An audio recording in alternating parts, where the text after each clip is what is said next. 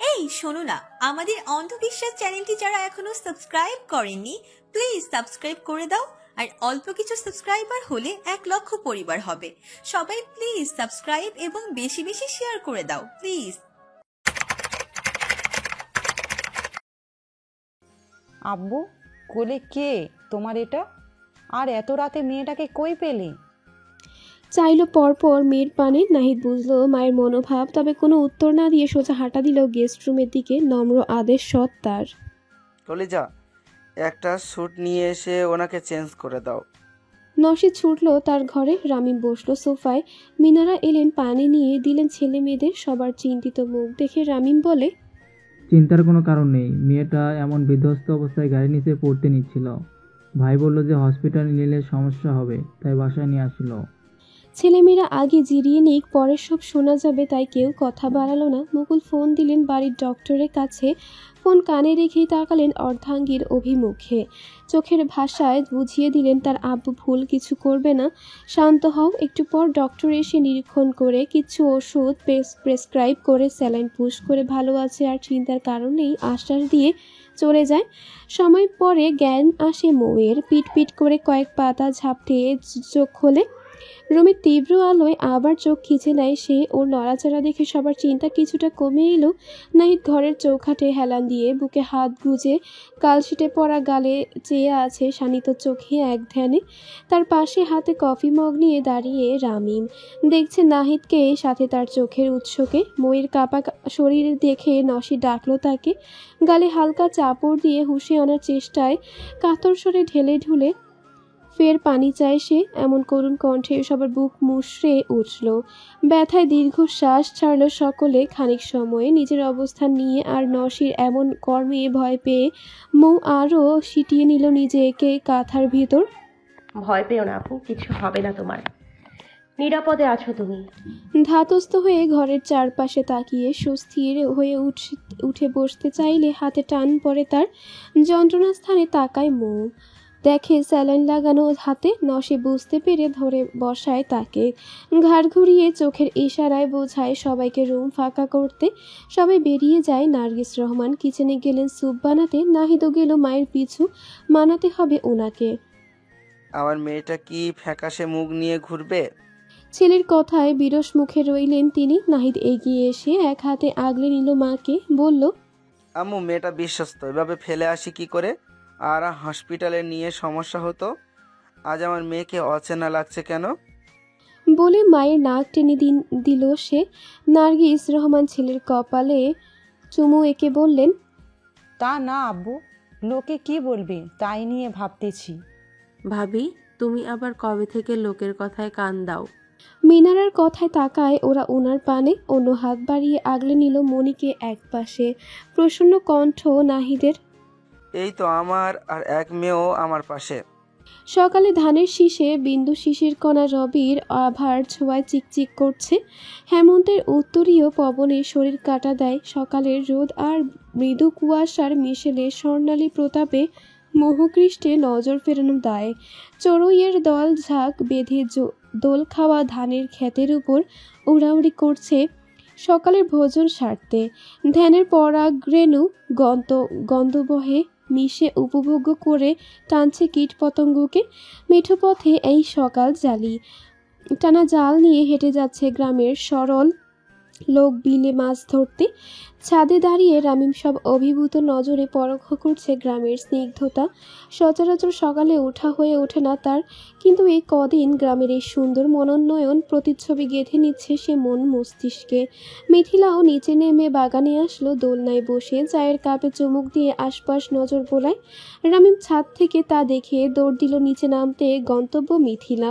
মিথিলা এই সকালে রামিমকে নিজের সামনে দেখে চোখ ছোট করে মুখ ফিরিয়ে নিল অন্যদিকে। শুনতে পেল রামিমের কথা, বুটকি, চলো গ্রাম ঘুরে দেখাবে। অভদ্র লোক, আমি ভুটকি হলে আপনি কি? আর ভদ্রভাবে কথা বলুন। মিথিলা বিরক্তিতে কাট জবাবে রামিমও ব্যঙ্গাত্মক গলায় বলল, আমার চেয়ে হাইটে খাটোকে বুটকি বলবো না তো কি বলবো? আপনি কিছুই বলবেন না, এতেই ভালো হবে। আচ্ছা, বলবো না। বলে রমণীর পাশে দোলনায় বসে সে। মিথিলা আর চোখে দেখে চায়ের কাপ ঠোঁটে চেপে ধরবে, রামিম তা ছো মেরে কেড়ে নিল। পরপর নিজে চুমুক বসালো তাতে। মিথিলার নেত্র বড় বড়, বিস্মিত সে অবাকে বলল, এটা কেমন অভদ্রতা আর এই ধরনের কাজ অসভ্যতামি। আমাদের মাঝে শুধু কয়েকদিনের দেখার কয়েক শব্দে কথা আদান প্রদান হয়েছে, এর বেশি কিছু না। দূরে থাকবেন, না হলে এর ফল ভালো হবে না। তেতো ফল স্বাস্থ্যের জন্য উপকারী। রামিমের গা ছাড়া কথায় মিথিলা বিরক্ত হয়ে দাঁড়ালো চলে যেতে। তা দেখে রামিম হাতের কাপ নিজের পাশে রেখে গা ছড়িয়ে বসে কড়া কণ্ঠে আদেশ দিল, চুপচাপ বসো, কথা শেষ হয়নি আমার। হঠাৎ রামিমের এমন শক্ত রূপে মিথিলা দাঁড়িয়ে গেল, ঘুরে গিয়ে চোখ রাখলো। রামিম মাথা নাড়িয়ে পাশে বসতে ইশারা করে। মিথিলা বসলো। রামিম এবার সফট ভয়েসে সায় চাইল, সকালটা সত্যি সুন্দর, তাই একটু ওই সামনে মেঠো পথে হাঁটতে চাই, নেবে না ভাই? মিথিলা দেখলো লোকটাকে কেমন ক্ষণে ক্ষণে ম্যানুপুলেট করতে পারে সে। পায়ের উপর পা তুলে বুকে হাত গুজে বলল, নিতে পারি, কিন্তু লুঙ্গি পরতে হবে। রাজি থাকলে রেডি হয়ে আসুন। রামিমের মুখে সন্ধ্যা নামলো। সে কি লুঙ্গি পরতে পারে? আর পরার জন্য লুঙ্গি বা কই পাবে? কিছুক্ষণ ভেবে উঠে দাঁড়ালো সে। তুমি বসো, আমি আসছি। কথা আওড়ে হাঁটা দিল বাড়ির ভেতরে। মিথিলা মনে মনে হাসলো। আজ এই বেডাকে বিলের ঠান্ডা পানিতে চুপাবে সাত সকালে। নামহীন অনুভূতি বড্ড পোড়ায়, কিন্তু সেই অনুভূতি জন্মানো মানুষটার সান্নিধ্য থেকে এক সময় তা গাঢ় হয়। নাম দেয় ভালোবাসা। ততদিন অপেক্ষা করতে হয়, নিজের সাথে অপরজনকেও বোঝাতে হয় সে কতটা ভাগ্যবান, বা তার জীবনে কেউ আসতে চলেছে। বাকিটা সময় দেখে নেবে, সময়ের নিয়মেই কাছে আসা হবে। প্রকৃতি শূন্যস্থান পছন্দ করে না। জোর বাঁধা চোরে ঘর বাঁধে যেমন তেমন, কুলহারা নদীর একসময় ঠিকানা হয় ভয়াল সমুদ্রে। ঠক ঠক শব্দে দরজা খুলে দিল মুকুল। সামনে রামিমকে দেখে প্রসন্ন চিত্তে বলে, কিছু বলবে বাবা এত সকালে আমার দুয়ারে? রামিম উসখুস করছে, কিভাবে বলবে এ কথা। নবী রাকিন তোফ ঘুমে তলিয়ে, নাহিদ ভাইও রুমে ঘুমে। কাল অনেক রাত পর্যন্ত জাগা ছিল বিধায়। মুকুল রহমান দেখলেন সামনের কঠোর ছেলেটাকে। এই কদিন জেনে গেছে এই ছেলের হাল হকিকত। কথা কাট জবান এক কথার। মন মর্জিতে চলা ছেলে, অন্যায় সয় না, আবার সিগারেটে টানা ছাড়া সব সে বেশ মার্জিত। তিনি ভেবেছিলেন পরিবারহীন ছেলে, ভাইয়ের আদরে উচ্ছিন্নে যাবে, কিন্তু না, ছেলে সভ্য কর্মঠ নিজেই ফের বললেন, নিঃসংকোচে বলো বাবা, এত হেজিটেট করা কিছু নেই। সামনের রাস্তায় হাঁটতে যাব, কিন্তু লুঙ্গি পরে, তাই যদি একটা লুঙ্গি দিতেন। রামিম হ্যাবলা হাসি ফুটিয়ে ঘাড় চুলকে বলে কথাগুলো। মনে মনে ভাবে, কি দিনকাল এলো, শেষে দূর দূরান্তে নাম না জানা পেয়ে পড়া হাবুডুবু শ্বশুরের থেকে লুঙ্গি নিতে হচ্ছে। মুকুল রহমান হাসলেন একটুখানি। লকাবার্ড থেকে লুঙ্গি এনে দিলেন রামিমকে।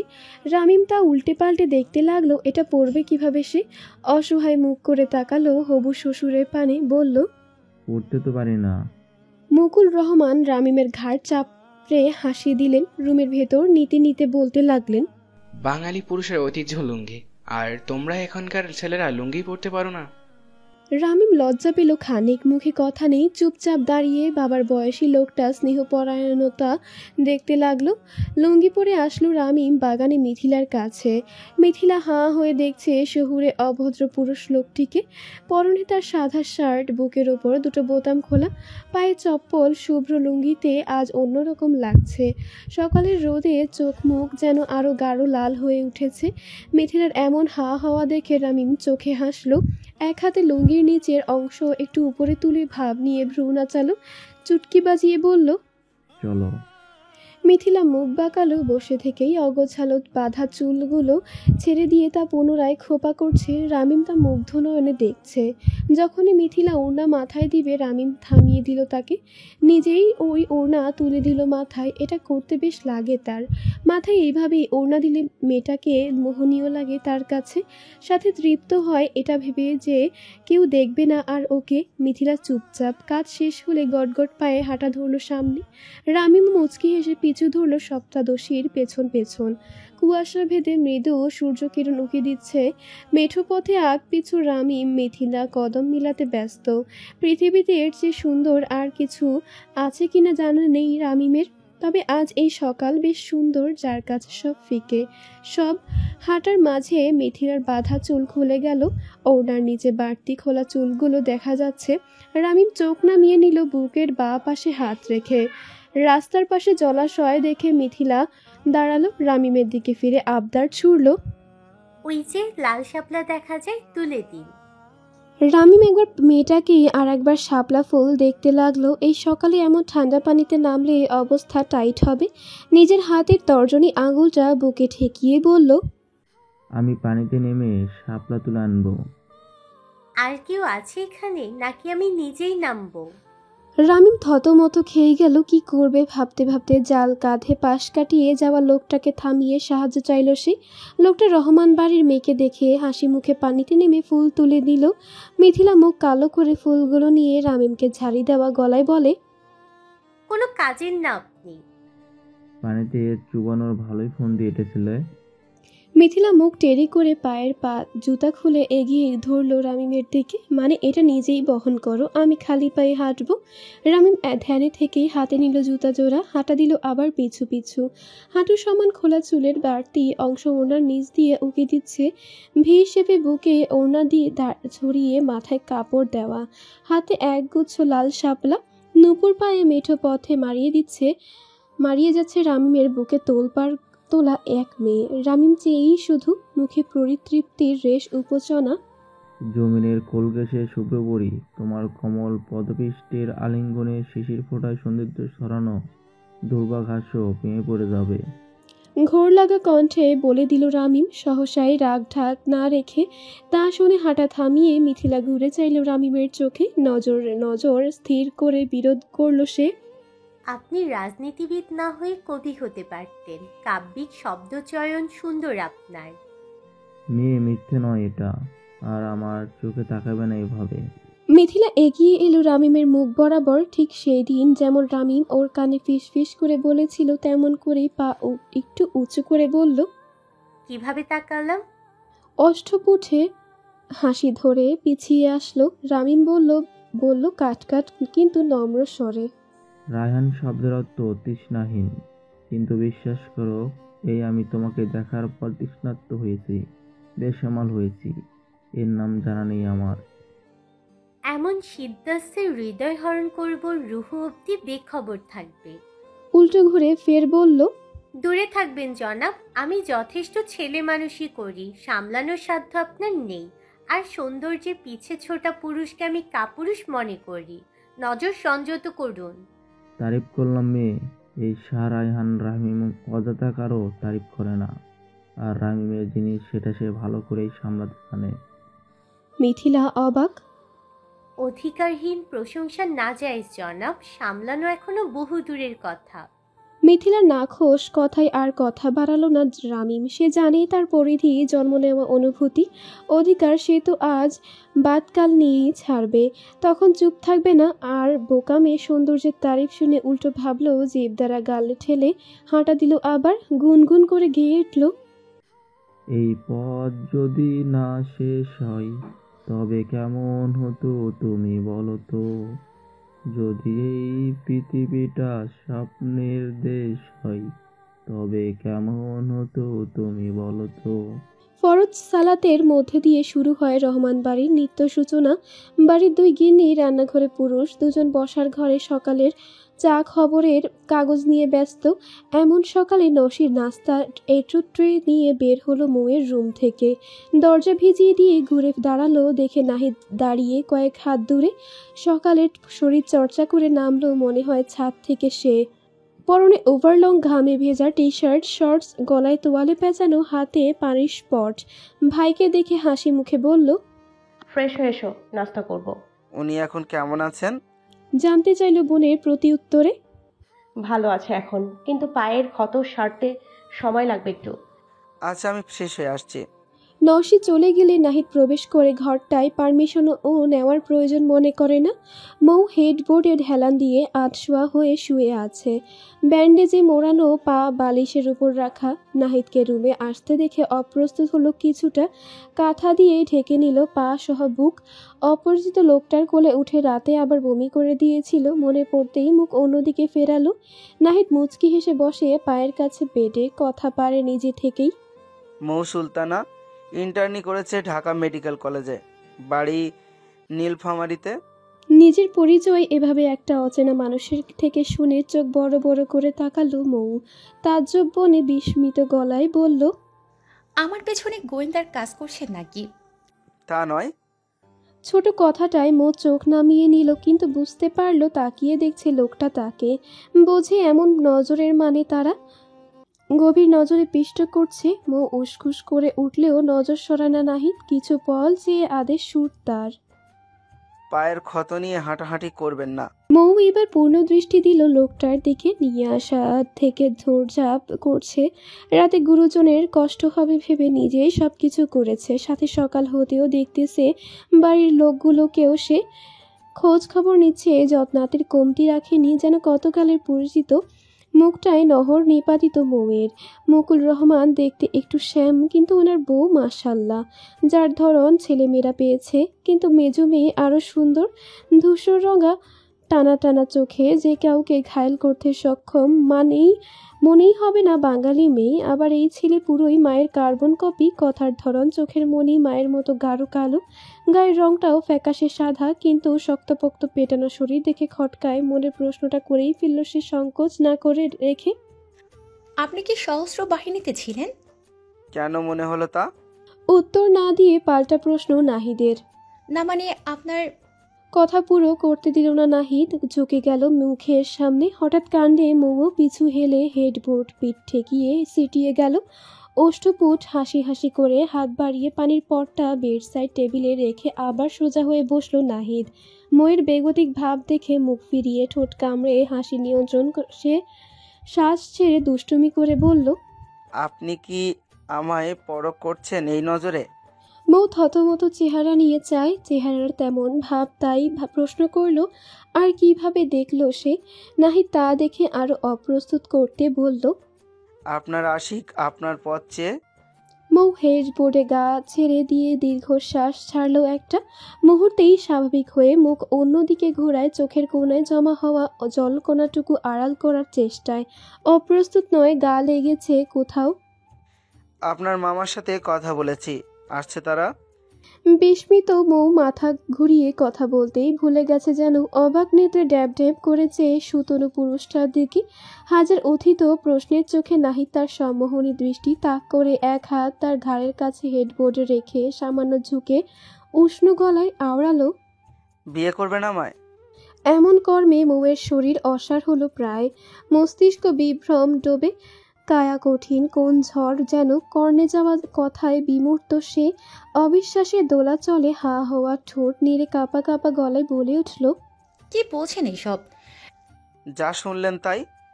নাহিদের গা ঝাড়া উত্তরে চোখ খিচে নিল মৌ। চোখ বন্ধ রেখে মজা ভেবে হেসে দিল একটু রুগ্ন মুখে। নাহিদ এখনও চেয়ে মুখটার চোখের পলক না ফেলেই দেখছে সব খুঁটিয়ে। চোখ খিচে নেওয়া ওষ্ঠে তাচ্ছিল্য সূক্ষ্ম হাসির ঢেউ। উদ্গ্রীব হলো তার মন, ছটপটে হলো তার চিত্ত। শুনতে চায় তার কর্ণ নিজের করা প্রশ্নের উত্তর, যদিও জানে তা হবে না, কারণ হঠাৎ দেখা অপরিচিত মানুষের কাছে এহেন কথা হাস্যকর মনে হবে। তবুও এই কয়েক বেলায় দেখা পুরুষ মনে প্রথম ছোঁয়ার সুখানুভূতি অনুভব করে বড্ড বেসামাল করে দিয়েছে এই নারী। চোখ ছোট হলো মৌয়ের কথায়। এত বড় বাড়ির ছেলে, নাম ডাক বিত্তশালী, আর আমার মতো এক মেয়েকে বিয়ে করতে চায়। দেখা হলো কাল রাতেই, বুঝলাম এতটুকু হলেও আমার সম্পর্কে জেনেছেন, হয়তো সহানুভূতি যাচ্ছে। বিয়ে করেও কি সহানুভূতি দেখাবেন? নাহিদ সরে এলো, ঘাড়ের তোয়ালে ছুঁড়ে দিল দূরে। চোখ বুজে নিয়ে টান টান বক্ষপটে বসে সামলে নিল ছিনিয়ে নেওয়ার জন্য অধিকার নিয়ে মুখে আসা শব্দগুচ্ছ। গিলে নিয়ে সেসব মানানোর জন্য সফট ভয়েসে কাট কাট গলায় বলে, না, ভালোবাসতে। নিজে নিজেকে ভালোবাসি। সকালের রোদ আমার প্রেমে পড়ে, রাতের একলা চাঁদ আমায় দেখে প্রশংসা করে। বিকেলটা আমায় সঙ্গ দেয় একাকিত্বে। ভালোবাসে তো সবাই, আর কারো ভালোবাসার দরকার নেই আমার। আছে মিসেস হবু তায়ের রহমান নাহিদ, আপনার ভালোবাসার দরকার না থাকলে আমার আছে। নাহিদের কথার গলা সামান্য উঁচু করে জবাব দিল মৌ। বলে, প্লিজ ছেলে মানুষই করবেন না, আর কাউকে ডেকে দিন, আমি চলে যাব। পাগল হয়েছেন আপনি, কিন্তু আমি নিজেকে আর ছোট করতে চাই না। মৌয়ের বিরোধী কথায় নাহিদ আবারও ঝুঁকে গেল তার মুখের সামনে। বদনে আলতো ফু দিয়ে চোয়াল শক্ত করে ভারী কিশোরে বলল, আপনার নিঃশ্বাস ত্যাগে নশ্বর দেহর এই বাড়ির চৌকাঠ দিয়ে বের হবে, তার আগে নয়। উঠে দাঁড়ালো সে, পানির পটটা হাতে তুলে ফের বলল, প্রস্তুত হন, আপনার মামা আসছে, বাকি কথা তার সাথেই হবে। কথাগুলো বলে গটগট পায়ে ত্যাগ করলো রুম। রেখে গেল এক ভঙ্গুর নারীর ভেজা মন। নাহিদ নিজেও জানে একটু সাময়িক অসুবিধে হবে, কিন্তু খানিক পরে সবাই মেনেও নেবে। জানে তার পরিবারকে আজ সকালটা এক একজনের কাছে এক এক রকম হতে চলেছে। ঠাউর নেই কারো তা, যা হচ্ছে তা খুব যতনে লুফে নিচ্ছে তারা। মেঠো পথে হাঁটার এক সময় উপস্থিত হলো রামিমদের সাথে যোগ দিতে রাকিন, তোফ, নবী, লিমন। রামিমের সাথে করমর্দনকালে একে একে সালাম দিল মিথিলা সবাইকে। রাকিন টিপ্পিনি কেটে বলে, বা ভাই, একা এসেছেন সৌন্দর্য উপভোগ করতে? রামিম তার ঘাড় জড়িয়ে ধরে হাঁটতে লাগলো পাশাপাশি। পেছনে নবী অবাক হয়ে গেছে লুঙ্গি পরিহিত ভাইকে দেখে। জোর গলায় পাশে হাঁটা তোফকে বলে, দোস্ত ফোন বের কর, নেতার এমন লুঙ্গি পরিহিত ছবি স্পেশাল মিডিয়ায় দিলে তাড়াতাড়ি ভাবি পাবো আমরা। নবীর কথায় থেমে গেল সবাই। রামিম তাকালে তোফ তড়িঘড়ি করে ফোন বের করে ফটো তুলতে উদ্যত হয়। ফোন ক্যামেরা বের করে মনে হাওয়া কিছু কথা মাথায় এনে প্রশ্নে করলো ভাবুক হয়ে, ভাই আপনি তো লুঙ্গি পরেন না, পেলেন কই এ লুঙ্গি? মিথিলা উত্তর টেনে হেয়ালি করে বলে, দেখেন, গ্রামের কোনো মেয়ে এসে নিয়ে গেছে আমাদের শহরের নেতাকে। সবাই মাথা চুলকে না বোঝার ভান করে আর অবাক হয়। প্রশ্ন চোখে তাকালো রামিমের দিকে। রামিম মিথিলার দিকে একবার চেয়ে চোখ সরিয়ে পরপর বলল, দিয়েছে একজন, আমার এক ভাইয়ের হবু বইয়ে, তার হবু ননদের মায়ের হাজব্যান্ড। সবাই আরো ঘোল খাওয়া চোখে চেয়ে সব মাথার উপর দিয়ে গেল তাদের। রামিম তাদের বোকাশোকা চাহনি না দেখে নিজের শার্টের কলার ঠিকঠাক করে ভাব নিয়ে মিথিলার উদ্দেশ্যে বলে ফের, দিয়ে যাবে তো। হ্যান্ডসাম সেটের পিছনে ঝাঁক বেঁধে মৌমাছি তো মধু আহরণে চুরুক চুরুক করবেই। গ্রামে একটা প্রবাদ আছে, না সোনা না পিতল উল্টে দেখলাম ভাঙা করলো। সে হাল হয়েছে আপনার। মিথিলার এমন ধারা মজায় হেসে দিল নবীরা। রামিম শক্ত কায়ায় দাঁড়িয়ে মজার পাত্র হচ্ছে এক রত্তি মেয়ের থেকে। মিথিলা কথা পেরে হেলে দুলে হাঁটা দিল বাড়ির পথে। শোনা গেল রাকিনের কণ্ঠ, শেষকালে ভাঙা কলু। মিথিলাও হেসে দিল ঠোঁট টিপে। সকালের নাস্তা সারতে একে একে আসলো সবাই ডাইনিংয়ে। চেয়ার টেনে বসলো আসনে। মিথিলা আর নার্গিস সার্ভ করছে আজ। খাওয়ার পাশাপাশি বিভিন্ন আলাপ সারছে সবাই। মনোরম সকালে একসাথে নাস্তায় মশগুল। আরও জমে উঠেছে রামিম আর আয়াতের খুনসুটিতে। মিথিলা একটা পরোটা আর 2টা চামচ আচার রামিমের পাতে দিলে মাথা তুলে চায় রমণীর পানে। সে ছোট গলায় বলে, খাইয়ে খাইয়ে মোটা করবে নাকি? কথা না বলে মিথিলা আরও 2টা পরোটা পাতে দিয়ে বলে, সবটা খেয়ে উঠবেন। রামিম বিরসে চেয়েই শুধু চুপচাপ গিলতে লাগলো সে কথা না বাড়িয়ে।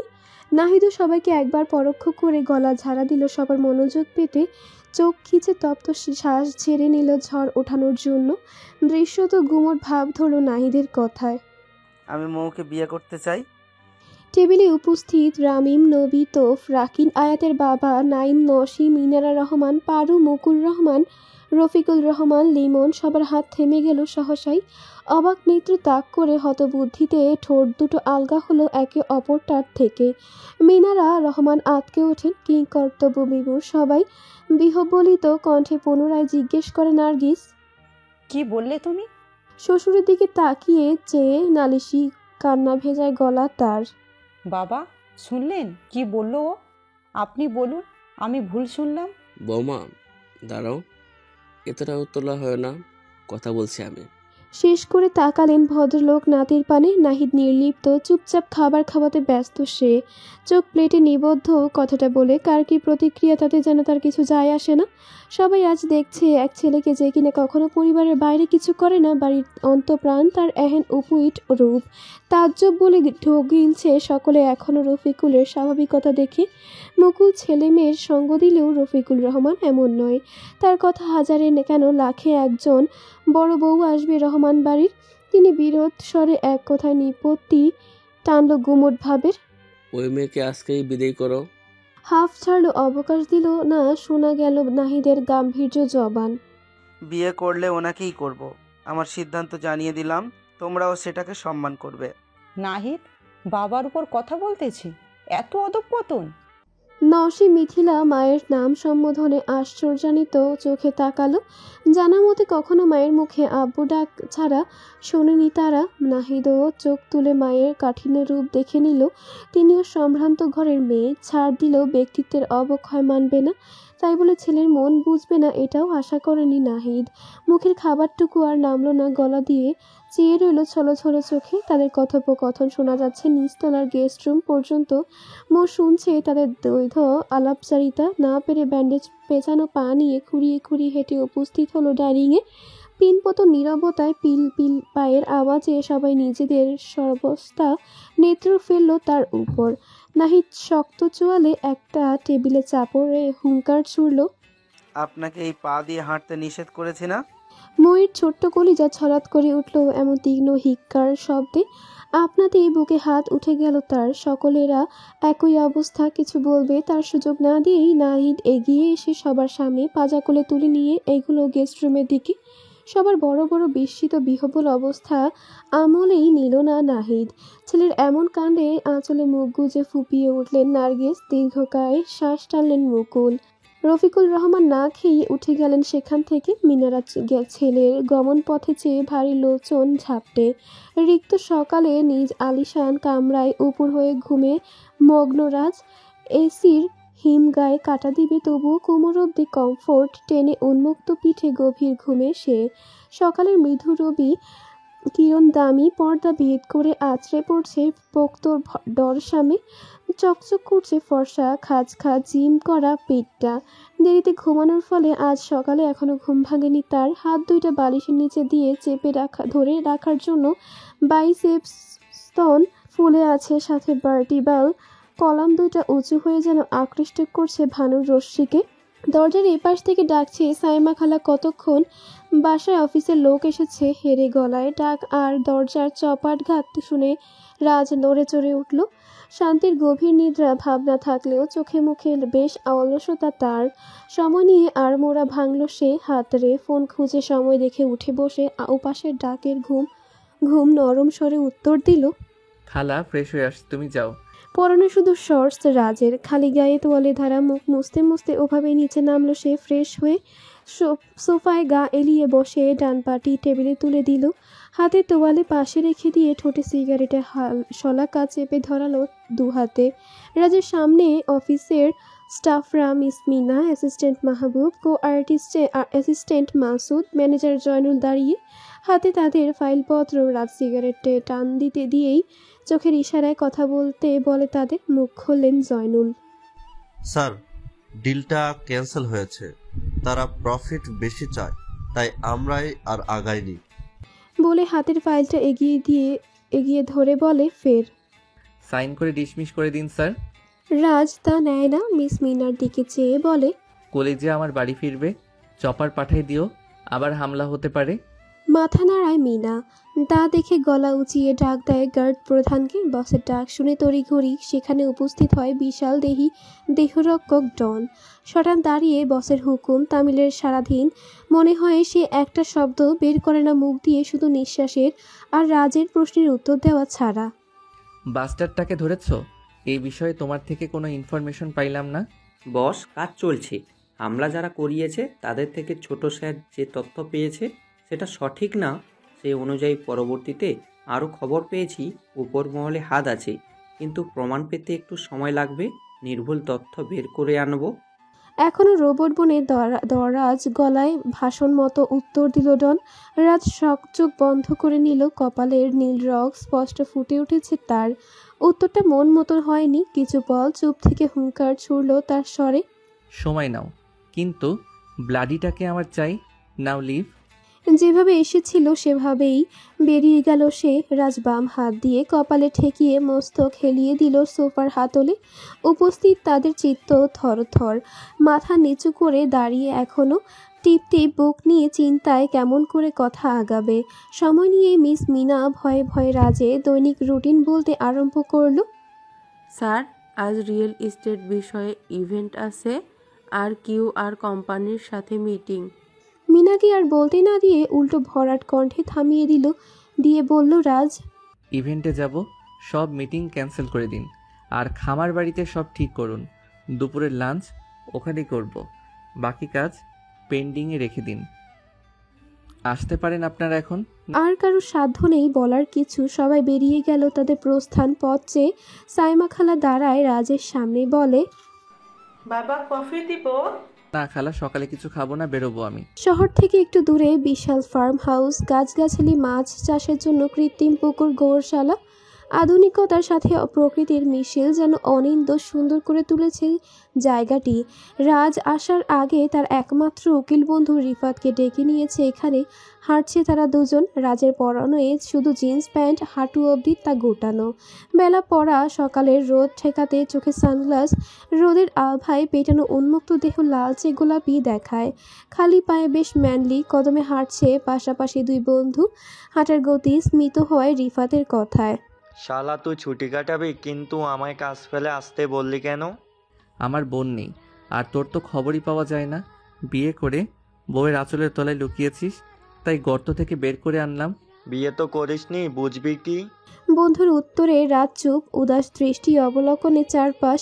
রিপাত রাজের ঘাড়ে হাত দিয়ে ধ্যানে টানলো তার, বলল, আর কত এভাবে থাকবি? সবাই খারাপ হয় না রাজ, সুযোগ দে অন্যকে, সাথে নিজেকেও। জয়ীর সোনা পরখ করে দাম নির্ধারণ করে। হেলদোল নেই রাজের। উদাস চোখে পকেটে হাত গুজে হাঁটতে ধরল গোরশালা অভিমুখে। যেতে যেতে বলে, বিয়ের প্রস্তাব এসেছে। রিফাত অবাক, থমকে পা থামিয়ে ঠায় দাঁড়িয়ে সে। এমন কথা আকাশের চাঁদ হাতে পাওয়ার মতো। তুষ্ট চোখে মুখ হা হয়ে চেয়ে শুধু। রাজ অনেকটাই এগিয়ে যাওয়াতে দৌড়ে দূরত্ব কমালো তাদের মধ্যবর্তী। উচ্ছ্বসিত ভাব কণ্ঠে ঢেলে বলল, আলহামদুলিল্লাহ। তুই কি বলেছিস? কবে দেখতে যাবি মেয়েকে? মুখের আদলে মেঘ ঘনালো রাজের। পকেটে গোজা হাত মুষ্টিবদ্ধ করে নিল, ঘাড় ঘুরিয়ে বন্ধুর মুখ দেখে তৎপর ওঠা বিষাদটুকু গিলে নিয়ে কথা পারল, তারা চাই সম্পত্তি ভাগ হোক, আমার কলিজা যেন আলাদা থাকে। রিফাত নির্বাক, হয়তো জানতো, তবে মনের কোণে কোথাও ছিল আশা কিছুটা। রাজের ঘাড় জড়িয়ে ভারী হওয়া অবস্থা টলাতে ব্যঙ্গাত্মক কথা তার। আমার বোন জামাই বানাতাম তোকে, কিন্তু আফসোস আমার বোনই নাই তোর মতো। আঙ্কেল, ভালো পারফরমেন্স করতে পারিনি জন্য। বন্ধুর হ্যাবলা বিরক্ত কথায় কাট জবাব রাজের। রিফাত হতবুদ্ধি থতমত খেয়ে চিরবিরিয়ে চিবুক শক্ত করলো। পাল্টা বলে, চ্যাংরা তুই তো ফিটফাট, তা ভিতরে সতর্কাট নাকি রে? এইসব অ্যারেঞ্জ ম্যারেঞ্জ বাদ দিয়ে কোনো সুন্দরীকে নিজের পারফরমেন্স দিয়ে ইমপ্রেস তো করতে পারিস। এতদিনে ফুটবল টিমের প্রশিক্ষণ হতাম আমি। সস্তা মাছি ভিনভিনাই বেশি, কাজে অষ্টরম্ভা। রাজ হাত ছাড়িয়ে নিল ঘাড় থেকে। চোখে গ্লাস মাথায় সেট করে ভ্রুকুটি কিঞ্চিত নিচে নামিয়ে বিরক্তি প্রকাশ করে উপরোক্ত কথা বলে। রিফাত বন্ধুর মুখের আদল দেখে চোখা নাকের ডগা টেনে দিয়ে হাসাহাসি ভাবে বলে, ওলে দামরা বাবুটা রাগে না? আভিজাত্য বোঝাতে শখের বসে ঘোড়া পোষে অনেকেই। রাইডিং উপভোগ করতে পোলো ধনী ব্যক্তিদের শখ এটা। তবে এখন উচ্চমানের ঘোড়সওয়ার একটি মূল্যবান সামাজিক সম্পদ এবং প্রতিপত্তির প্রতীক হিসেবে রয়ে গেছে। রাজ তার পছন্দের ব্ল্যাক ফেরিশিয়ান ঘোড়ার কাছে এসে দাঁড়ায়, হাত দ্বারা আলিঙ্গন করে গলায় নাক দিয়ে গাল ঘষে দেয়। মালিকের উষ্ণ অভ্যর্থনায় হেরসা দিয়ে ওঠে সেটি। রাজ নিজেই ঘোড়ার পিঠে বাঁধা ওয়েস্টার্ন স্যাডেলটা খুলে হাঁটা দেয় বাইরের রাইডিংয়ের জন্য। রিফাত প্রশংসা করে উঠে বন্ধুর। পুরাই হট কিউট বয় লাগছে তোকে। নজর দিস না। রাজ মৃদু হেসে বলে, হর চ্যাংরা বউ আছে আমার। রিফাতের কথায় হাসি দিয়ে এক লাফে উঠে পড়ে ঘোড়ার পিঠে। রেঞ্জ জাকিয়ে দাপিয়ে দৌড়ায় ছোটায় ঘোড়া। ছোটার মাঝে কখনো রেয়ারিং দেয়, মাঠের মাঝে ক্রস রেল জাম্প দেয়। আজ রাজের বাহ্যিক জগতে ধ্যান নেই, সময়টা নিজের মতো করে কাটাচ্ছে সে বহুদিন বাদে। গুমট ভাব ডাইনিং রুমে রফিকুল রহমান বাদে সবাই ঠায় বসে চেয়ারে। নির্লিপ্ত চোখগুলো অসহায় হয়ে দেখছে ফুপিয়ে কেঁদে দেওয়া নার্গিসকে। কর্ণকুহুরে আসছে ময়ের ঝাঁঝালো কথা। নাহিদের ওতে ধ্যান নেই, কোলে উঠে হাত পা ছোড়াছুড়িতে মত্ত মৌ, সাথে চড়া গলায় শাসাচ্ছে সে। নাহিদ চুপ করে হেঁটে যাচ্ছে রুমের দিকে। হঠাৎ মৌ নাহিদের কলার ধরে ঝাঁকি দিলে কদম থামায় সে। তপ্ত চোখে নিবিড় পর্যবেক্ষণ তার। মৌ চেঁচিয়ে উঠল, অসভ্য লোক, নামান বলছি, স্পর্শে ঘৃণা লাগছে আমার। নাহিদ তাও চুপ, মাথা খানিক নিচে নামিয়ে বলে, চুপ। আর একটা কথা বললেই মুখ কিভাবে বন্ধ করতে হয় সেটাও জানা আছে আমার। মৌ অজান্তেই হাত দিল মুখে। ভরসা নেই এই লোকের, পরিবারের সামনেই কেমন বলে দিল বিয়ের কথা। আবার বেহায়া লোক কোলেও তুলে নিয়েছে সকলের সামনে। নাহিদ তা দেখে মিটিমিটি হেসে বলে, এই তো এমন চুপচাপ থাকবেন। বিশ্বাস করুন, এই নিরাপদ বক্ষ পিঞ্জরে ভালোবাসার শিকলে বেঁধে রাখবো, একটুও আঁচ আসতে দিব না। রুমে ঢুকে নামিয়ে দিল মৌকে বিছানায়, হাত দিয়ে নেড়ে চেড়ে দেখছে পায়ের ক্ষত। মৌ তা দেখে কড়া গলায় বলে, বাড়াবাড়ি করলেও মন পাবেন না আমার। নাহিদ তাকালো ওর মুখে। স্বাভাবিক সে মুখে হাসি নিয়ে ঝুঁকে গেল ওর মুখের উপর, বলে, কেউ মন থেকে একটা মানুষকে রোজ চোখের সামনে থেকে স্পেশাল ফিল করায়, যত্ন নেয়, সবটা দিয়ে আগলে রাখে, অথবা সারাদিন কানের কাছে ভালোবাসি বলতে থাকে। এক সময় না এক সময় সেই ব্যক্তি ভালোবেসেই ফেলে। আমি বাসবো না, ছেলে মানুষই কেন করছেন? এবার একটু গলার স্বর নম্র করল মৌ। নোনা জলে লেচন বিয়ে পুনরায় ভাঙা ভাঙা শব্দ আওড়ালো গুটি কয়েক। প্লিজ, আপনার আম্মু আপনাকে অনেক ভালোবাসেন। ছেলে হয়ে ওনার অনুভূতি আর ভালো লাগাকে সম্মান করা উচিত। এই যে এখন এমন দেখছেন, একটু পর নিজেই এসে আপনাকে বুকে আগলে নিবে। এটা সাময়িক, আমি মানিয়ে নিব আম্মুকে, সেটা আপনার ভাবতে হবে না। রেস্ট করুন। মৌয়ের ভাষা পুরায় ভেজে ওঠা নেত্রপলব ঝাপটে কপল বাইয়ে স্রোত নামায় চিবুকে। হাঁসফাঁস করে বুকে হাত চেপে শ্বাস টানে উচ্চ রবে। কান্নার তোড়ে শরীর পরপর কেঁপে উঠছে ওর। নাহিদ শক্ত কণ্ঠে কঠিন চিবুক করে ঘর ত্যাগ করতে করতে বলে, কাঁদো না, কাঁদলে মন হালকা হবে। দলিল করে নিলে আর কাঁদতে পারবেন না সুখের কান্না ছাড়া। পবনের গুমট ভাব যেন নার্গিস রহমানের মুখে চোখে নেমে এসেছে। নিজের রুমে থম মেরে বসে আছেন উনি। সামনেই মুকুল রহমান ফোন কানে চেপে পায়চারি করছে। ওনার মুখেও দুশ্চিন্তা ঘনীভূত। একের পর এক ফোন দিয়ে যাচ্ছেন বাবাকে, কিন্তু ভদ্রলোকের ফোন রিসিভ হচ্ছে না। উপায় না দেখে বসলেন বইয়ের পাশে, চাইলেন সমিত নজরে। মেঘে ঘনা মুখটা দেখে এক হাতে জড়িয়ে ধরে কপালের বাম সাইডে চুমু দেওয়া কালে শোনা যায় নাহিদের গলা, ভুল সময়ে চলে আসলাম মনে হয়। ভদ্রলোক চোখ তুলে দেখলেন দরজায় দাঁড়ানো ছেলেটাকে। বউকে এক হাতে জড়িয়ে রেখেই উত্তর পারলেন, ভেতরে এসো। ত্রস্ত পায়ে ভেতরে ঢুকে নাহিদ হাঁটু গেড়ে বসে হাত ধরে নিল মায়ের। দু হাতের পিঠে চুমু দিলে মুখ ঘুরিয়ে নেয় নার্গিস। দীর্ঘকায় শ্বাস ঝেড়ে উঠে পাশে বসে সে। মায়ের মুখটা দু হাতের আজলায় নিয়ে চোখে চোখ রাখে। ছেলের এমন আদরে আহ্লাদে চোখের জল বাঁধ ভাঙে ওনার। নাহিদ ঠোঁটের কোণে হাসির বান দিয়ে বৃদ্ধাঙ্গুল দিয়ে তা মুছে দিয়ে ডাক দেয়, আম্মু। তোমার সাহস তো কম নয়, আমার বউকে কাঁদাও তুমি। পাশ থেকে বাবার কথায় চোখ ছোট করে নেয় নাহিদ, জবাব পারে, আমার মেয়েকে আমি কাঁদাবো, তোমার কি? আগে আমার বউ, তারপর তোমার মেয়ে। আব্বু তুমি নিচে যাও, মেহমান আসতেছে, কথাবার্তা বলো তাদের সাথে। এক প্রকার ধমকের স্বরে ভদ্রলোক কথা না বাড়িয়ে প্রস্থান নিল রুম থেকে। চুপচাপ নার্গিস। নাহিদ আবার মেঝেতে হাঁটু গেড়ে বসলো, বলে শীতল ঝরা কণ্ঠে, আম্মু আমি সব খোঁজ খবর নিয়েছি, উনি যথেষ্ট ভালো মেয়ে। আর তুমি তো এমন না, বড্ড অচেনা লাগছে আমার মাকে আজ। অহংকার করছি না, আর না তো খারাপ বলছি। বংশমর্যাদা মান মর্যাদা বলেও তো কিছু আছে। কোন ঘরের মেয়ে রহমান বাড়ির বউ হবে? 10 গ্রামের মানুষ জানবে তাকে কে সে? এমন মেয়েকে আমি মেনে নিই কি করে? তোমার দাদুর কত শখ, নাতবউ নিয়ে আসবে।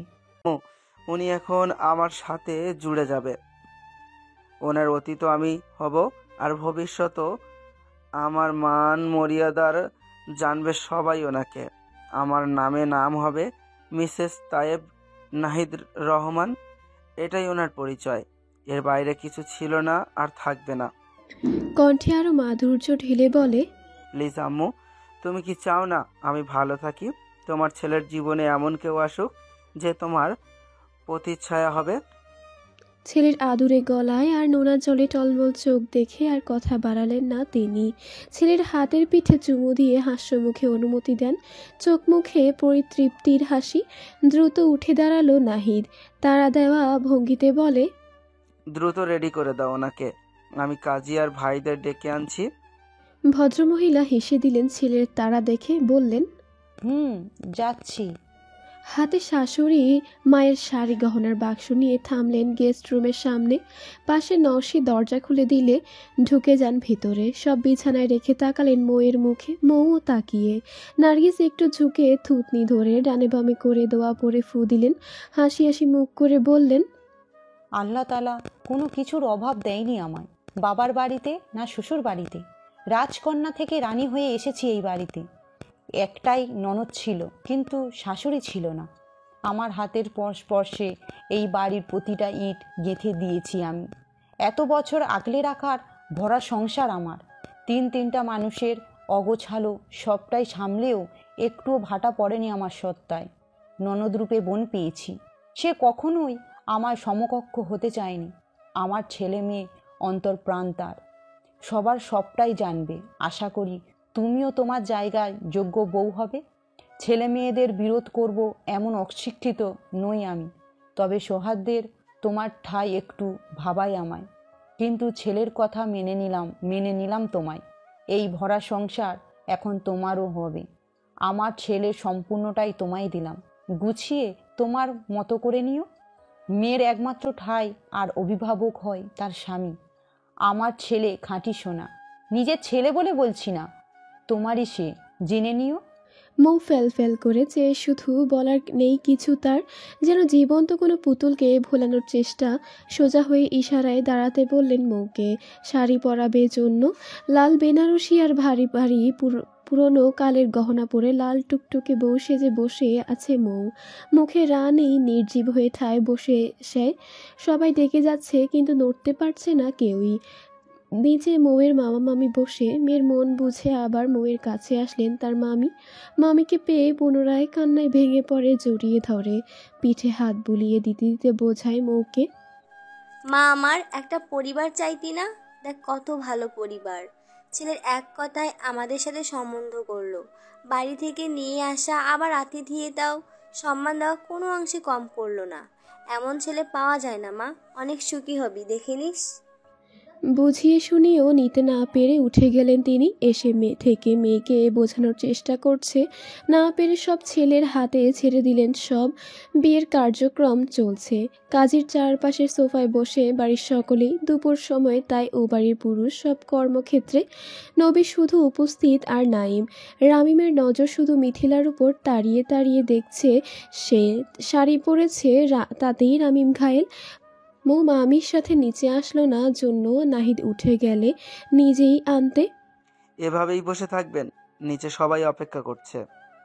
কথা বলে হাত বাড়িয়ে দিল নাহিদ। মৌ ভেজা চোখ তুলে দেখল তা।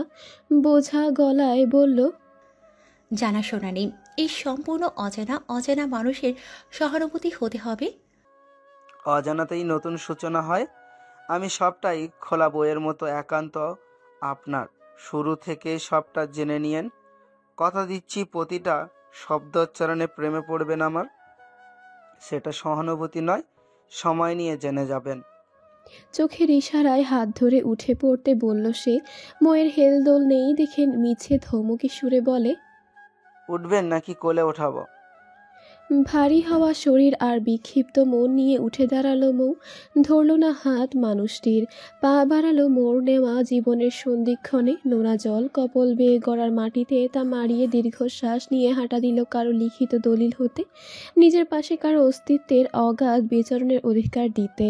পাশাপাশি বসে নাহিদ মৌ, রেজিস্ট্রি আর কাবিনপত্রে সাইন হবে, তারপর ইসলাম শরীয়তে মতে কবুল বলা। বসার ঘর নীরব, শুধু কাজের কিছু কিছু নির্দেশনা শোনা যায়। নাহিদ একটানে সাইন করে রেজিস্টার পেপার এগিয়ে দিল মইয়ের দিকে। প্রচণ্ড কাঁপা কাঁপা হাতে কলম তুলে নিল সে। নতমস্তকে কাগজটা দেখে ভাঙা ভাঙা আওড়ালো, ভুল করছেন আপনি, ভেবে দেখুন আরেকবার। কলমা পড়ে জুটি বাঁধলে আল্লাহ তাআলা মহব্বত বাড়িয়ে দেন দম্পতির মনে। ইনশাআল্লাহ অর্ধাঙ্গ হিসেবে আমায় অনেক ভালোবাসবেন আপনিও। কানের কাছে ঝুঁকে সফট ভয়েসের কথাগুলো বলল নাহিদ। দুফোঁটা চোখের পানি পেপারে ফেলে থরথরানি হাতে সাইন করে দিল মৌ। নাহিদের মন পুলকিত, পুরুষ্ট, ঠোঁটে বিজয়ীর হাসি। যাক, তবে তারও একটা একান্ত নারী হলো। 28 বছরের ফাঁকা গৃহে স্থান নিল নিজস্ব কেউ। সব ফর্মালিটিস সেরে কাজই শুরু করলো বিয়ে পড়া। নাহিদকে কবুল বলতে বললে সময় না নিয়েই আলহামদুলিল্লাহ বলে 3 বার কবুল বলে দেয়। সময় নিয়ে পরপর 2 বার কাজই তারা দেয় কবুল বলতে। ময়ের চিত্ত অসাড়, থরথর করে কাঁপছে সে। নাহিদ ঘোমটার উপর দিয়ে পূর্ণ দৃষ্টি দিল বধূর পানে, নিজের হাতটা রাখলো নিজের নারীর হাতের উপর, আশ্বস্ত করলো তাকে। মৌ হাতের পানে একবার চেয়ে বলে দিল 3 শব্দ।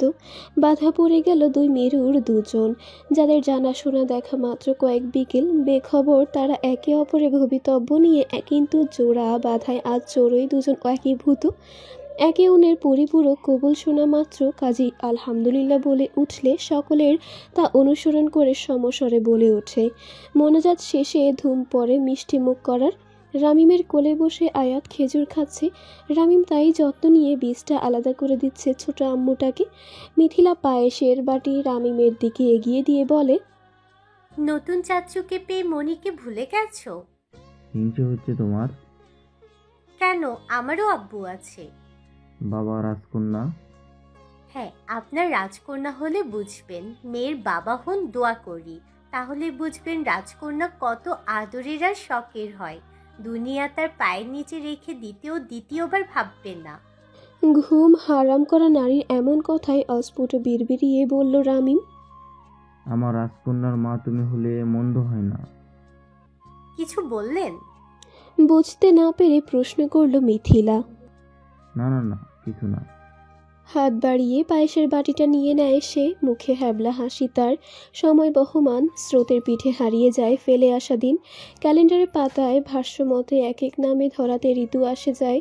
রং বদলায় চিরাচরিত কর্ম, জীবন প্রবাহ নতুনভাবে নতুনত্ব দেয়। তেমনি গল্পকায় চরিত্রের সময়, স্থান, জীবনধারায় বদল এসেছে। গ্রীষ্মের তপ্তরোধে ভরা দুপুর, গাড়ির ডিগিতে হেলান দিয়ে ঢাকা মেডিকেল কলেজের সামনে অপেক্ষায় নাহিদ। মৌ দুপুর শিফটের আগে বের হবে আজ। নিতে এসেছে নিজের বেগমকে। বিয়ের পর এই কয়েক মাস আলাদা ছিল তারা নিজেদের শহরে আর নিজেদের কর্মের তাগিদে। পারিবারিক ব্যবসা সব বাবার কাছে বুঝিয়ে দিয়ে ঢাকায় শিফট হয়েছে 2 দিনই হলো। ঢাকা থেকে ব্যবসা চালাবে এখন সে। গুলশানে ডুপ্লেক্স ফ্ল্যাট নিয়ে আসবাব তেমন প্যাকিং করেই রেখেছে। নিজের বউকে আজ তার সংসার বুঝিয়ে দেবে আর নিজের মতো করে ঘর সাজিয়ে নিতে বলবে।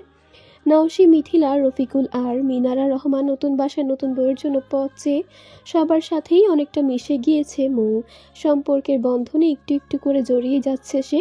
তবে নাহিদের সাথে এখনও দূরত্ব অসীম খানিক। তবে সম্মান, শ্রদ্ধা এক অপরের প্রতি বেড়েছে, সেটার নাম ভালোবাসা দিতে চায় না।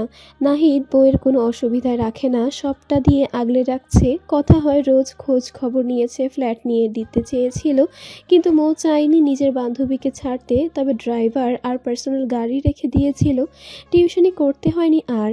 হাত খরচ দেয়। ময়ের নিম্ন মধ্যবিত্ত জীবনে অনেক পরিবর্তন এসেছে এক রাতের অনাকাঙ্ক্ষিত পরিণতিটার ফলে। না চাইতেও ভাগ্য প্রয়োজনের চেয়েও অনেক দিচ্ছে। রোজ শুকরিয়া আদায় করে মহান সৃষ্টিকর্তার নিকট। নাহিদের চাল কলের এক্সপোর্ট ইম্পোর্ট আর এর ইনচার্জ এখন ময়ের মামা। সে একটা পরিচয়, পরিবার, সংসার, একান্ত মানুষ চেয়েছিল, কিন্তু এখন নিজেও মানে সে পেয়েছে। শুধু একান্ত মানুষটার প্রতি প্রণয়ে ডুব দেওয়া বাকি। চটপটে পায়ে পুরো মেডিকেল ফর্মাল ড্রেস আপে ঠোঁটে হাসি নিয়ে দাঁড়ালো মৌ মানুষটার সামনে। দেখছে গরমে ফর্সা মুখটা লাল হয়ে গেছে, চুল বেয়ে ঘাম গড়িয়ে পড়ছে, টি শার্টের জায়গায় জায়গায় ভিজে জবজবে। মানুষটার সাধারণ একটা জিনিস অবাক করে মৌকে, এত বড় বাড়ির ছেলে হয়ে লুঙ্গি আর তার সাথে ম্যাচিং করে টি শার্ট পরে থাকবে সবসময়, বাইরে যাবে এমনভাবেই, এই যে বউকে নিতে এসেছে সেভাবেই। মনে সুপ্ত ভালো লাগা ঠোঁটে চওড়া করে মৌ। নাহিদ চোখ তুলে তাকালো সামনে দাঁড়ানো মানবীর মুখে। মৌ ব্যস্ত হাতে কাঁধ ব্যাগ থেকে টিস্যু বের করে দিল, বলে, আসার আগে ফোন করে জানাই দিলেই তো পারতেন। গরমে কি অবস্থা আপনার? নাহিদ চুপচাপ দাঁড়িয়ে টিস্যু নিয়ে মুখ মুছে প্রতি উত্তরে, কোনো সমস্যা নেই, গাড়িতে উঠুন। কলিজারা ভাবি ভাবি বলে বাসা মাথায় তুলছে। মৌ এক গাল হেসে মাথা নত করে নিচু স্বরে বলে, আমার ফ্রেন্ডও আজ আমাদের সাথে লাঞ্চ করবে, আমি দাওয়াত করেছি, কিছু মনে করবেন নাকি? আপনার বাড়ি যাকে খুশি ইনভাইট করবেন, আমি মনে করব কেন কিছু? মৌ শান্ত চোখে দেখে নিজের ওনাকে, আর কথা না বাড়িয়ে গাড়িতে উঠে বসে সে। নাহিদ গাড়ির দরজা লাগিয়ে ঘুরে ড্রাইভিং সিটে বসে। রাস্তার ধুলো উড়িয়ে টান দেয় গাড়ি গন্তব্যে।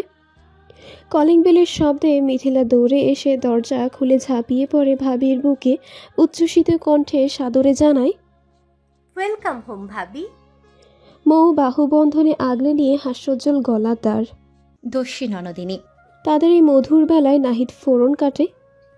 বাহ, রদবদল, ভাবিকে পেয়ে আমাকে ভুলে গেল কলিজা। তা এভাবে দরজার বাহিরে ছোট ননদির সব আদর লুট করবে নাকি বাসার ভেতরেও আসবে? দরজার এই পাশ থেকে কথাটা বলে মিনারা, হাতে তার পায়েসের বাটি। ওনার কথা টেনে নরসি কথা পারে, আমাকে বুঝি দেখা যাচ্ছে না? কই? হ্যাঁ, এই তো এসেছি, এখন রোজ দেখব। ময়ের কথার পাছে মিনারা তাড়া দিলেন, বললেন, হয়েছে এখন, ভেতরে এসেও গল্প করা যাবে। ভেতরে আসো মা, ডান পাটা আগে দাও। ভেতরে আসলে 1 চামচ পায়েস খাওয়াই দিলেন। নাহিদ বাটিটা এক প্রকার ছিনিয়ে নিল, সে বুঝি পর। সোফায় বসে বেশ আরাম করে খেতে থাকে তা, আর চোখে দেখতে থাকে বইয়ের উল্লাস। নিজের পার্টি অফিস রুমে ছেলেপেলেদের বিভিন্ন দিক নির্দেশনা দিচ্ছে রামিম। আগামী মাসে ডাকসু নির্বাচন, ভিপি পদের জন্য লড়বে সে, তাই এত তোড়জোড়। ঢাকা বিশ্ববিদ্যালয়ে কেন্দ্রীয় ছাত্র সংসদ, ডাকসু ও হল সংসদ নির্বাচনের চূড়ান্ত প্রার্থী তালিকা অনুসারে ডাকসুর 25টি পদে বিপরীতে লড়বেন 229 জন প্রার্থী। ডাকসুর নির্বাচিত ভিপি ও জিএস আলাদা কোনো ভাতা সম্মানী না পেলেও সম্মান ও ক্ষমতার দিক থেকে খুবই গুরুত্বপূর্ণ পদ দুটি।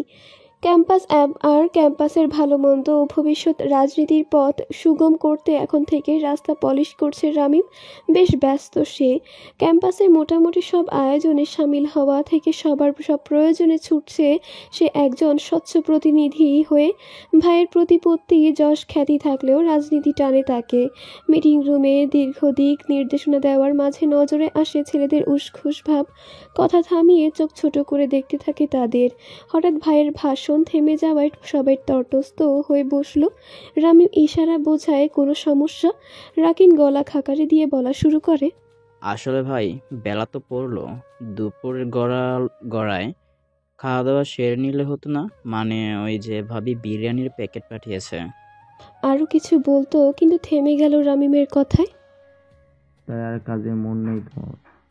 কাচুমাচু মুখে বসে সকলে বুঝলো আর এদের মন নেই কাজে। ধামকেও কাজে মন বসাতে পারবে না, তাই ফের বলে, আচ্ছা, প্যাকেটগুলো দিয়ে দে সবাইকে, আর আমাদেরও প্লেটে সার্ভ করে আন। কম পড়লে বাইরে থেকে নিয়ে আসিস। রাকিন তাই করলো। ব্যস্ত হয়ে পড়লো সবাই খাওয়াতে। পুরো অফিস নীরব, শুধু খাবার চিবানোর শব্দ। তো খেতে খেতে ভাইকে বলে, আগে কেন গেলাম না গ্রামে? কত সুস্বাদু ভাবির হাতের খাবার মিস করতেছি এতদিন। না জানি কোন হোটেলের বাসি বিরিয়ানি পাতেই উঠতো। এখন যেদিন এমন মিটিং হবে আপনাকে বলা লাগবে না, নিজ দায়িত্বেই ভাবির কাছে আবদার করব। ভাবির চামচা দেখছেন ভাই কেমন হিংসে করছে এই বেড়া? বিরিয়ানি আনতে গিয়ে ভাবির হাতের 1 গ্লাস জুস খেয়েছিস আর একটা চকলেট দিয়েছে, ভাগ দেয় নাই, এজন্য কত কথা শোনালো আমায়। রাকিনের কথার নালিশ জানায় তোফ। রামিম প্রশান্ত হেসে বলে, বুঝলাম, তা এখন চুপচাপ খাও, কথা বলতে নেই খাওয়ার সময়। শেষ করতে না করতেই রাকিন তো বিরিয়ানি ভর্তি হটপট টানাটানি শুরু করে দিল। পাশ থেকে নবী খানিক চেঁচিয়ে থামাতে চাইল ওদের। এমন খাটাসের মতো করছিস কেন? দুটো মানুষের মতো খা, কেড়ে নিবে না কেউ। রাকিন কান্না দিয়ে কাড়াকাড়ি করে থামিয়ে রামিমের পানে চেয়ে জানতে চাইল, ভাই আপনি ভাবিকে ধন্যবাদ জানিয়েছেন? হ্যাঁ, ফোন দিয়েছিলাম, ধরেনি, মনে হয় ব্যস্ত। ভাবিকে পেয়েছে না, তাই ভুলে গেছে সব বোধ হয়। মনে মনে ভাবলো ফ্রি হলে বাড়ির নিচে যাবে সে। এই কমাসে বুটকিটাকে ওতপ্রোতভাবে জড়িয়ে গিয়েছে রামিমের সাথে। ফোন আলাপে বেশ জমে প্রণয় আপন তাদের। রামিমের পরিবারহীন ছন্নছাড়া জীবনে হারাতে চায় না তার সকালের সূর্যপরীকে। খাটনি আর আসবাব সেট করে ক্লান্ত, অবসন্ন নাই। দুপুরের ভাত ঘুমে নিমজ্জিত। বিকেল গড়িয়ে সাজ নেমেছে, একে একে মাইকে বেজে উঠছে সুমধুর পবিত্র আহ্বান। আজানের ধ্বনি প্রতিধ্বনি তুলেছে মসজিদে মসজিদে। মারিয়া এসে আড্ডা দিয়ে গেছে। মৌ এতক্ষণ নসির সাথে ছিল। আজান দেওয়াতে রুমে আসলো সে। নামাজে পাঠাতে হবে নাহিদকে। উপুর হয়ে ঘুমে কাদা নাহিদ। মৌয়ের ডাকে সাড়া নেই তার। সময় নিয়ে নিঃসংকোচে উন্মুক্ত পিঠ ধাকিয়ে জাগানোর চেষ্টা করে। এতে কাজ হলো কিছুটা। নাহিদ নড়ে চড়ে জড়ানো কণ্ঠে বলে, আম্মু আর একটা ঘুম। মৌ কপাল চাপড়ে সোজা হয়ে দাঁড়ালো। এদের 3 ভাই বোনের এক রোগ। ঘুম থেকে উঠাতে গেল আর একটু ঘুমাই কাট বলে দিল সে। আমি আপনার বউ আমনা, উঠুন, নামাজে যেতে হবে। নাহিদ অমন পড়ে থেকে ফের বলে, বউ তো ঢাকায়। জনাব, আপনিও ঢাকায়, বউয়ের রুমে এখন। জবাবটা কানে যেতেই ধরপড়িয়ে উঠে বসলো সে। ভেবাচাকা খেয়ে পরনে লুঙ্গি ঠিক করে চোখ ডলে দেখলো সামনের রমণীকে। বুঝলো বউ তার সামনেই আছে। এখন থেকেই মহারানী ঘুম ভাঙাবে তার। ভেতরে ভালো লাগা নিয়েও নাখোশ গলায় বলে ফের, একটু আদর করে ঘুম থেকে ডেকে ওঠাতেন। ওগো শুনছেন বলে, তা না এমন কাট জবাব দেওয়া কি দরকার? ময়ের মতো গলা করে বলে পুনরায়, আমি আপনার বউ আমনা। স্বাভাবিক গলার খানিক চড়া সুর। তা বউ যখন আমার, বউটা কি এমন হয়? একটু রোমান্টিকতা জানে না? মৌ নিজেও খানিক ভেবাচাকা। আমি আপনার বউ, কি দারুণ সত্য কথা, কি অধিকার! কথা বলতেই ভুলে গেছে সে। থম মেরে দাঁড়িয়ে ঠাই। নাহিদ নিজেতেই বিড়বিড় করে চলে গেল ওয়াশরুমে। অতটা গভীর রাত নয়। রাস্তায় ভারী মালবাহী গাড়ি হর্ন আর নেড়ি কুকুরের গেউ গেউ ছাড়া কিছুই শোনা যায় না দূর হতে। রাতের খাবার খেয়ে যার যার রুমে সবাই। ল্যাপটপ কোলে আধা শোয়া হয়ে আছে নাহিদ। ব্যাকুল তার মন, কখন বউটা আয়নার সামনে দাঁড়িয়ে চুল আঁচড়াবে আর সে চেয়ে দেখবে এই আশায়। মো বের হলো ওয়াশরুম থেকে ফ্রেশ হয়ে। তোয়ালের চেয়ারে ঝুলিয়ে বিছানায় নাহিদকে দেখে স্তব্ধ হলো যেন। নাহিদ চোখ ছোট ছোট করে বোঝার চেষ্টায় রমণীর কার্যকলাপ। আপনি বিছানায়, মানে এখানে ঘুমাবেন? নাহিদ যেন আকাশ থেকে পড়লো সে কণ্ঠে বলে, দেখুন, আমি ওইসব সিরিয়ালের নায়কদের মতো বলবো না যে আপনি খাটে শুয়ে পড়ুন, আমি সোফায় অ্যাডজাস্ট করে নিব। মানে মজা করছেন এই রাতের বেলায়? তা কখন বললাম? মানে কিছু না, এক পাশে আপনার, চুপচাপ শুয়ে পড়ুন। রুমের লাইট নিভিয়ে চুপচাপ শুয়ে পড়ে দুজন। প্রথম রাত নাহিদ আসেনি রুমে। তারপর মৌ ঢাকায় এসে পড়ে আজ প্রথম দুজন একই বিছানায়। মৌয়ের বেশ অস্বস্তি হচ্ছে। মানছে পাশের মানুষটা ভালো, অন্য কারোর সাথে এমন বিয়ে হলে কবেই ভোগ করে নিত তাকে। স্বস্তির শ্বাস ছেড়ে চোখ বুঝলো সে। তিতি বিরক্ত হয়ে হাতে সিগারেট নিয়ে পায়চারি করে যাচ্ছে এক নাগারে রামিম মিথিলার বাসার নিচে। এখনও নাহিদের রুমের বাতি জ্বলছে দেখে ঢুকতে পারছে না বাড়িতে। প্রেমিকদের বুঝি এমন হ্যাপা পোহাতে হয় যে রামিমের জন্য সবাই লাইন দিয়ে দাঁড়িয়ে থাকে সে করার জন্য।